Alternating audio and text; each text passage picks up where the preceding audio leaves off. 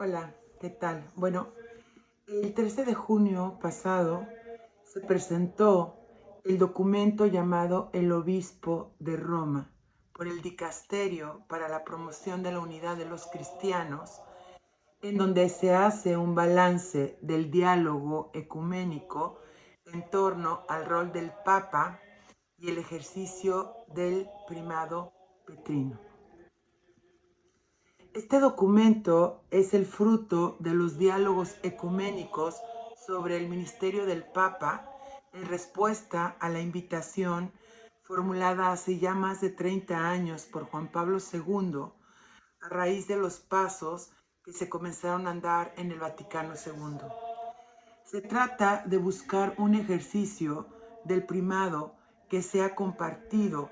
por las iglesias que vivieron la primera comunión de los primeros siglos.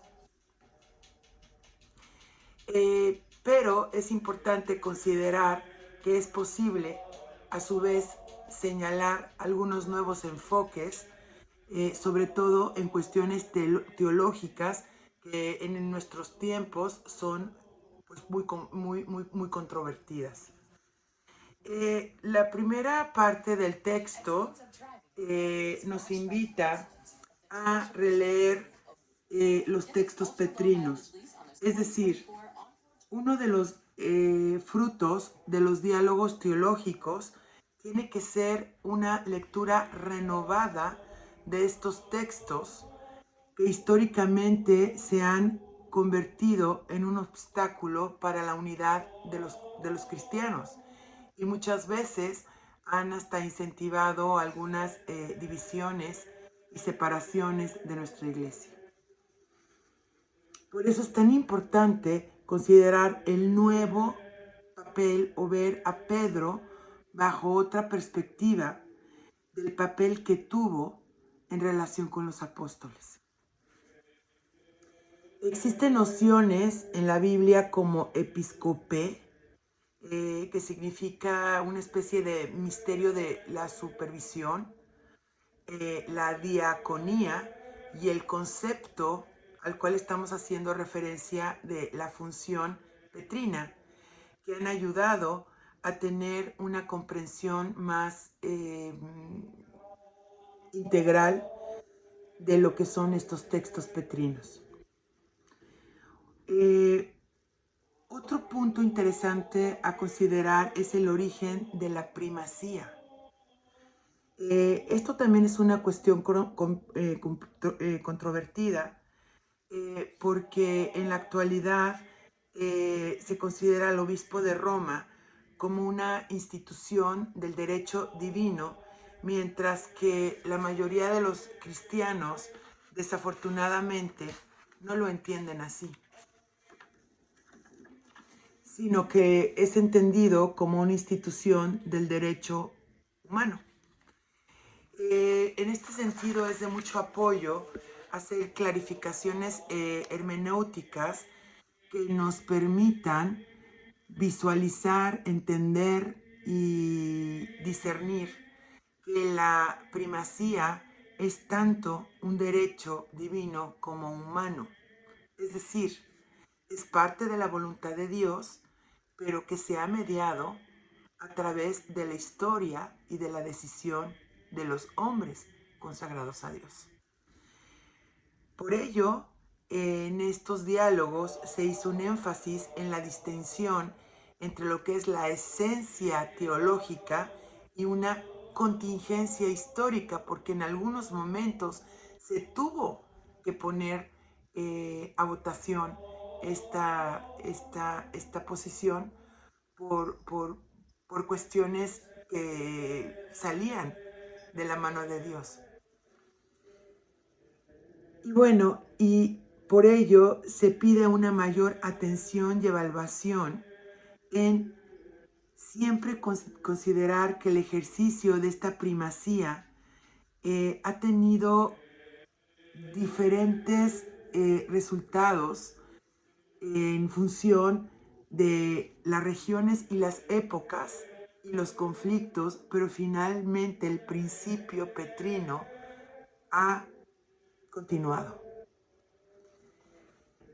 También es de suma importancia considerar el Vaticano I. El Vaticano I ha sido un obstáculo grande para poder hacer definiciones dogmáticas. En este sentido, se pudo aclarar que la formulación del dogma de la infalibilidad e incluso acordar algunos aspectos de su finalidad, reconociendo que en muchos momentos ha sido necesario hacer un ejercicio personal en ministerios como la enseñanza, dado que la unidad de los cristianos siempre tiene que estar en la verdad y el amor. Es por esto que este documento,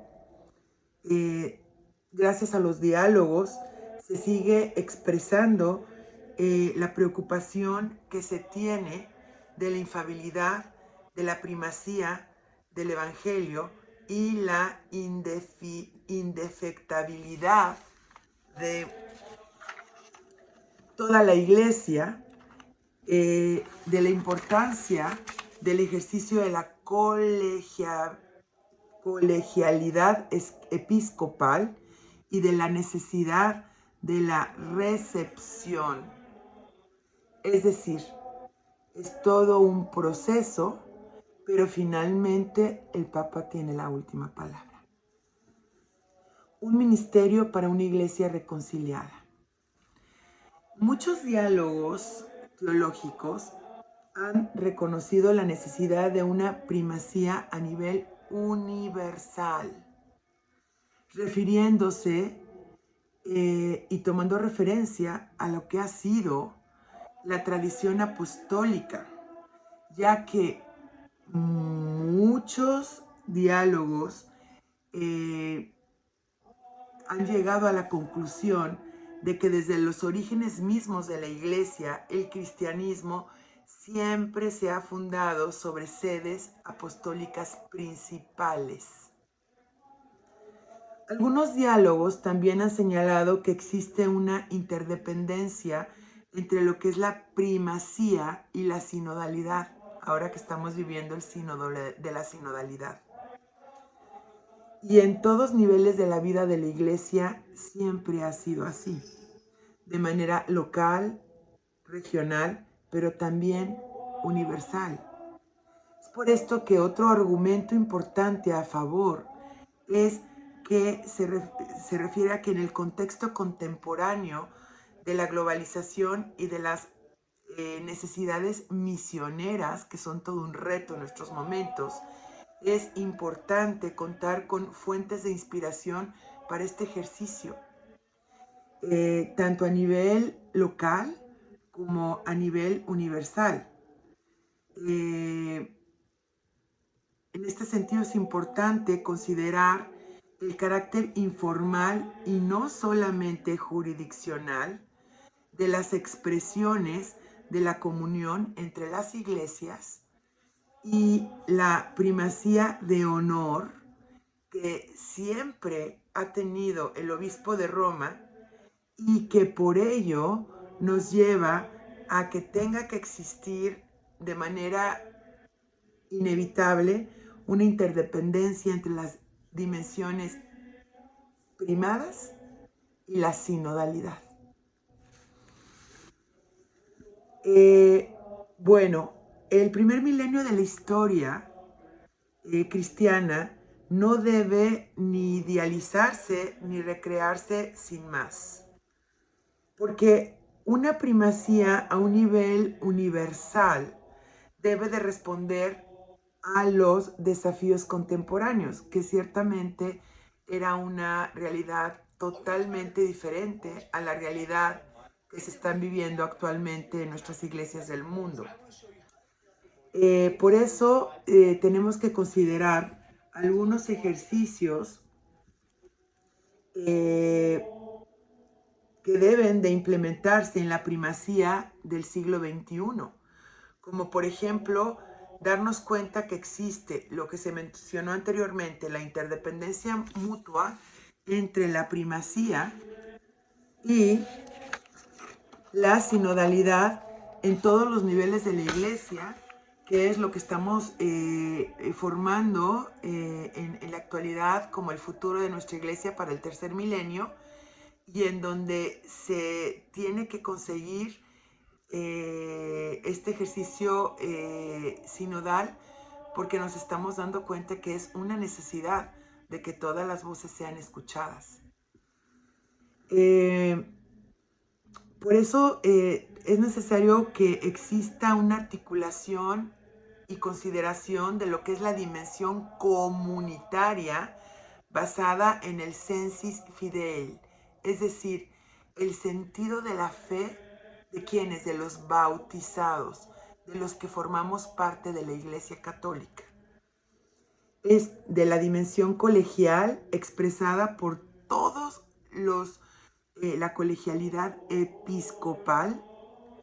y la dimensión personal expresada por la función primada del Papa. Esta es una cuestión crucial entre lo que se debe de dar y se está comenzando a dar entre lo que son las iglesias locales y la iglesia universal. Es decir, que el patrón sea el mismo en lo micro y en lo macro. Por ello, los diálogos ecuménicos han ayudado muchísimo a ponerse de acuerdo sobre esta simultaneidad de las dimensiones. En lo pequeño y en lo grande se sigue el mismo proceso de la sinodalidad que se originó en las iglesias primitivas de los primeros siglos de la cristiandad y que de alguna manera forma parte de nuestra tradición, pero también de la forma adecuada de proceder. Bueno, es muy importante también considerar el papel de las conferencias episcopales. ¿Por qué? Porque en muchos diálogos se ha subrayado la necesidad de que exista un equilibrio entre el ejercicio del primado, tanto a nivel regional como a nivel universal. Porque en algunos diálogos teológicos con comunidades cristianas occidentales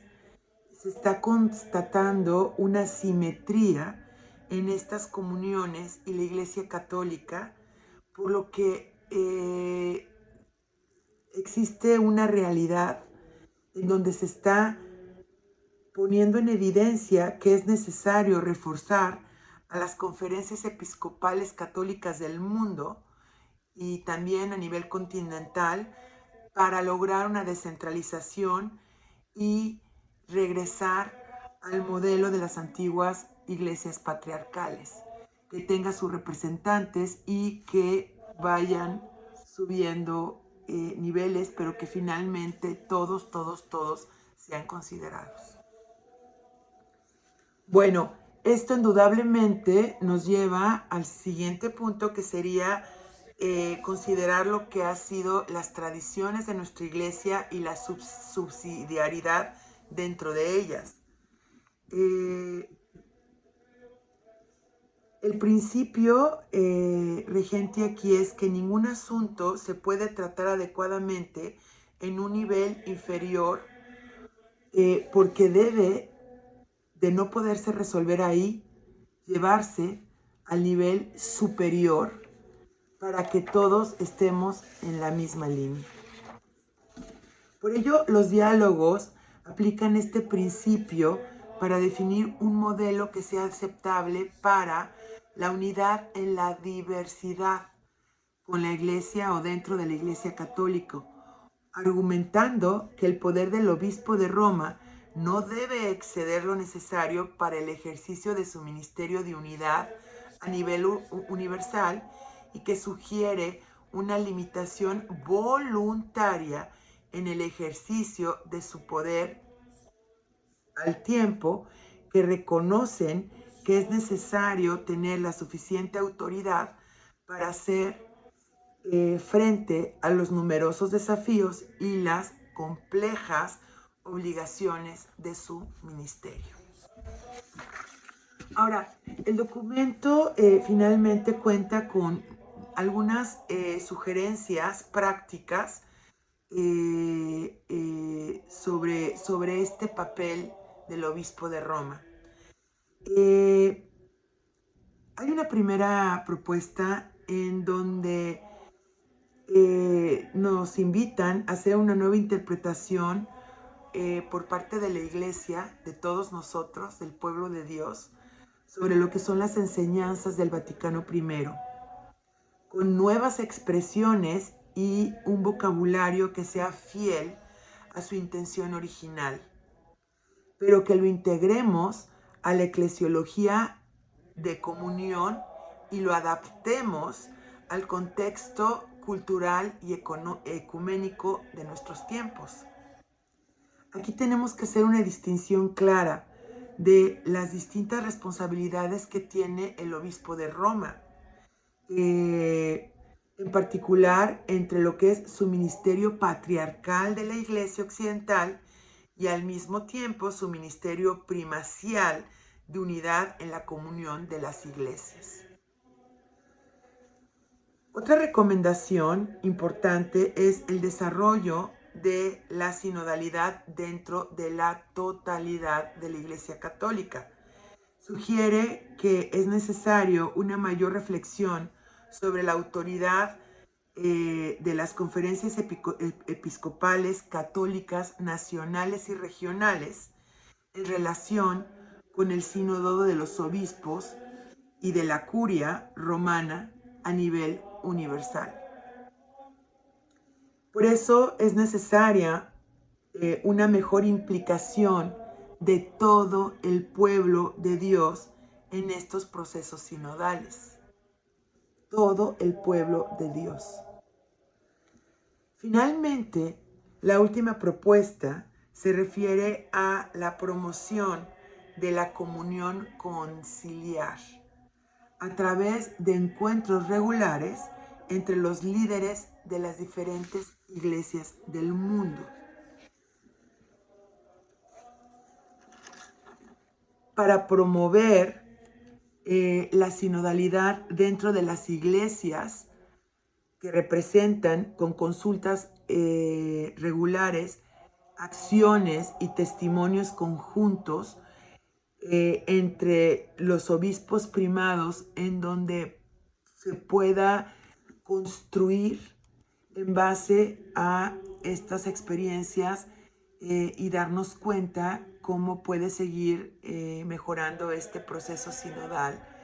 y sobre todo en estos momentos que en octubre próximo empiezan las reuniones para concluir este documento de sínodo de la sinodalidad.